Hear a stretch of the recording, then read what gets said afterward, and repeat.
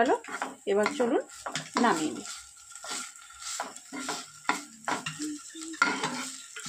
আর গরম ভাতের সঙ্গে একদম জমে যাবে। তো চলুন সার্ভ করে দিই।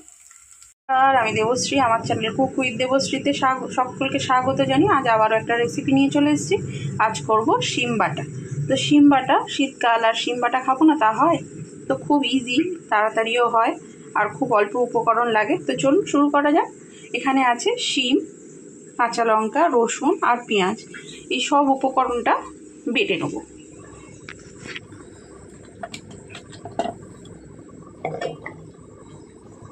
গ্রাইন্ডারে জারে নিয়ে নিয়েছি, এবার এটা পেস্ট করে নেব। জল যতটা সম্ভব জল কম দিয়ে পেস্ট করতে হবে। তো চলো পেস্ট করে নিয়ে আসি। শিমটা বেটে নিয়েছি, এবার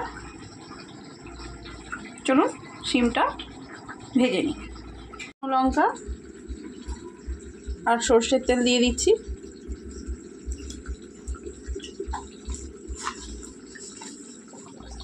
দিয়ে দেবো বেশ কিছুটা কালো জিরে। এই রান্নাটা সর্ষের তেলে করলেই খেতে ভালো হয়, তো সেই জন্য সর্ষের তেল দিয়ে করার চেষ্টা করবেন। তো চলুন এটা ভাজা হয়ে যায়।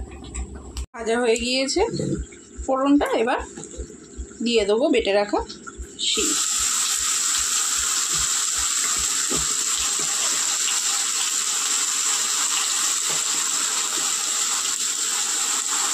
দিয়ে দিয়েছি। এখন কিন্তু নুন দেব না, কারণ এটা কমে অনেকটাই অল্প হয়ে যাবে, তখন বুঝতে পারবো না। এখন শুধু একটুখানি হলুদ দিয়ে দেবো।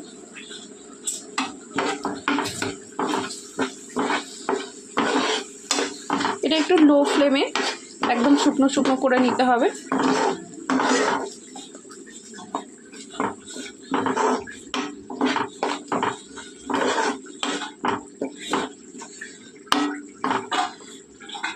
এবার মাঝে মাঝে শুধু নেড়ে দেবো। জলটা শুকিয়ে গিয়েছে, এবার দিয়ে দেবো পরিমাণ মতো নুন। যতটুকু কমার ছিল ততটুকু কমে গিয়েছে।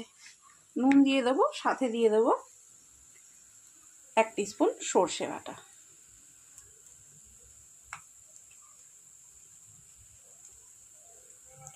দিয়ে এবার এটা মিক্স করে দেবো।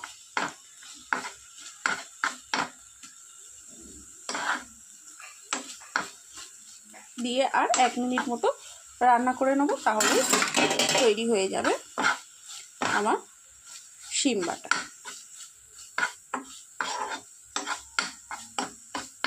তো চলুন আবারও 1 মিনিট পর আসছি।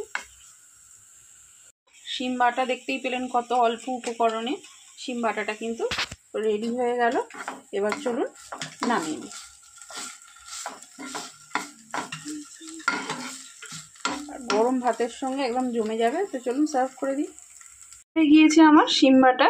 রেসিপিটা কেমন লাগলো অবশ্যই কমেন্ট করে জানাবেন। আর রেসিপিটা যদি ভালো লেগে থাকে তবে অবশ্যই লাইক, শেয়ার অ্যান্ড সাবস্ক্রাইব করে আমার পাশে থাকবেন। তো চলুন আজকের মতো টাটা, দেখা হবে অন্য কোনো দিন অন্য কোনো রেসিপির সঙ্গে।